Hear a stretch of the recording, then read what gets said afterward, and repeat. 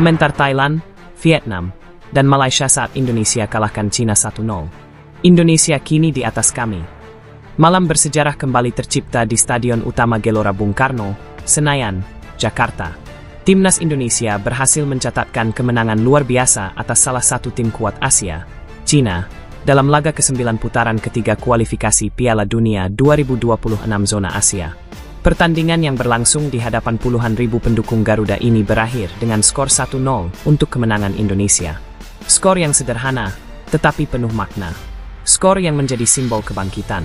Dan yang paling menarik, kemenangan ini membuat negara-negara tetangga di Asia Tenggara terdiam. Mereka mulai mengakui, Indonesia kini berada di atas mereka.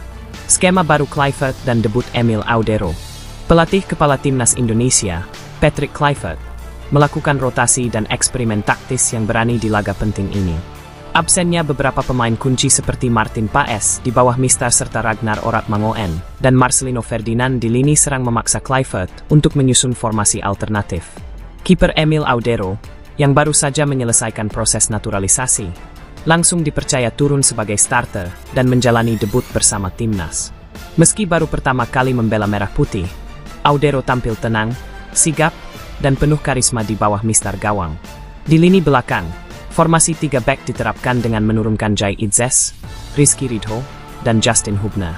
Di sisi sayap, Yaakob Sayuri dan Kelvin Verdong menjadi motor penggerak dari kanan dan kiri. Posisi gelandang tengah diisi oleh Joey Pelupesi dan Tom Haye yang solid dalam menjaga keseimbangan. Lini depan, meskipun tanpa Ragnar dan Marcelino, tetap tajam dengan kombinasi Ricky Kambuaya, Egy Maulana Fikri, dan striker andalan yang sedang panas-panasnya, Ula Romeni. Dominasi babak pertama, Garuda terbang tinggi. Sejak peluit babak pertama dibunyikan, timnas Indonesia langsung tampil menyerang. Ricky Kambuaya membuka peluang pertama melalui tembakan keras di menit-menit awal. Meski bola masih melebar, itu sudah menjadi sinyal bahwa Indonesia tidak akan bermain bertahan di hadapan pendukung sendiri. Cina merespons cepat dengan serangan balasan, namun tembakan mereka juga belum mengarah ke gawang. Pada menit ke-11, ketegangan mulai terlihat. Su Hayong memprovokasi Yaakob Sayuri, memicu sedikit adu mulut di antara pemain, namun wasit berhasil menenangkan situasi. Indonesia terus menyerang. Di menit ke-20, kombinasi Egy Maulana Fikri dan Ula Romeni hampir membuahkan gol.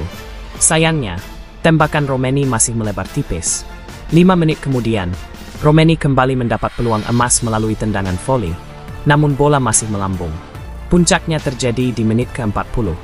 Ricky Kambuaya melakukan penetrasi dari sisi kanan dan dilanggar keras oleh Yang Zexian di dalam kotak penalti. Setelah pemeriksaan VAR yang cukup panjang, wasit asal Uzbekistan, Rustam Lutfulin, menunjuk titik putih. Ula Romeni, tanpa tekanan, maju sebagai eksekutor. Sepakannya keras, terarah, dan tak bisa dibendung oleh kiper Cina, Wang Dalei. Gol. Skor berubah menjadi 1-0 untuk Indonesia di menit ke-45. Gol ini menjadi yang ketiga bagi Romeni dalam 3 pertandingan terakhir. Sang predator Eropa kini benar-benar menjadi tulang punggung lini depan Garuda. Babak kedua, bertahan dengan disiplin. Memasuki babak kedua, Cina mencoba meningkatkan intensitas serangan. Namun, pertahanan Indonesia tampil sangat disiplin. Rizky Ridho dan Jai Idzes memblokir setiap ancaman, sementara Justin Hubner bermain sangat tenang dalam membaca arah bola. Kiper Emil Audero menunjukkan kelasnya dengan 2 penyelamatan krusial, termasuk 1 dari tembakan jarak dekat Sang Yuning di menit ke-70. Di sisi lain, Indonesia juga tidak hanya bertahan. Serangan balik cepat dari Yaakob Sayuri dan Egy Maulana beberapa kali mengancam, namun penyelesaian akhir belum maksimal. Hingga peluit panjang dibunyikan, skor tetap 1-0 untuk Indonesia. Sebuah kemenangan krusial yang membuka peluang Garuda untuk melangkah ke babak selanjutnya menuju Piala Dunia 2026. Rival Asia Tenggara terdiam. Indonesia kini di atas kami. Kemenangan dramatis ini tak hanya mengguncang media sosial di Indonesia, tetapi juga menciptakan kehebohan di Asia Tenggara. Komentar-komentar dari tokoh sepak bola Thailand, Vietnam, dan Malaysia membanjiri media. Madam Pang, Presiden Federasi Sepak Bola Thailand, Indonesia pantas menang. Mereka bukan hanya bermain bagus, tapi mereka bermain dengan hati. Perkembangan mereka luar biasa dalam 2 tahun terakhir. Mereka kini berada di atas Thailand. Pernyataan ini cukup mengejutkan karena selama ini Thailand sering merasa sebagai tim paling dominan di Asia Tenggara. Namun kini, mereka mulai mengakui kekuatan baru bernama Timnas Indonesia. Tran Quoc Tuan, Presiden VFF, Vietnam. Saya telah menyaksikan pertandingan mereka. Permainan Indonesia sangat tertata. Kualitas individu dan tim mereka meningkat pesat. Jika mereka menjaga konsistensi ini, mereka akan menjadi tim Asia Tenggara pertama yang benar-benar bersaing di level tertinggi Asia. Netizen Vietnam pun turut berkomentar. Sebagian dari mereka merasa iri melihat bagaimana Indonesia sekarang begitu solid dan memiliki pemain-pemain yang bermain di Eropa. Safee Sali, legenda Malaysia. Indonesia sekarang Raja Asia Tenggara. Meski belum juara AFF, tapi performa mereka di level Asia jauh di atas tim lain di kawasan ini. Kemenangan atas Cina ini adalah bukti nyata.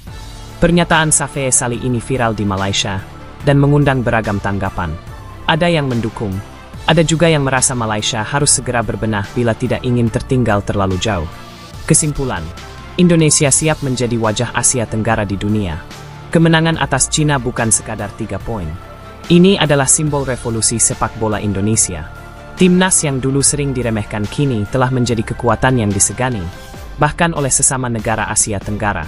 Dengan pelatih berkelas dunia seperti Patrick Kluivert, pemain-pemain berkualitas yang tersebar di Eropa, serta dukungan penuh dari masyarakat Indonesia, mimpi ke Piala Dunia 2026 kini tidak lagi sebatas angan. Ini nyata. Ini sedang berjalan. Dan satu hal pasti, Indonesia tidak lagi hanya ingin disebut sebagai kuda hitam. Indonesia ingin disebut sebagai raja baru di Asia Tenggara. Dan malam ini, di GBK, dunia telah menyaksikannya. Bagaimana menurut kalian?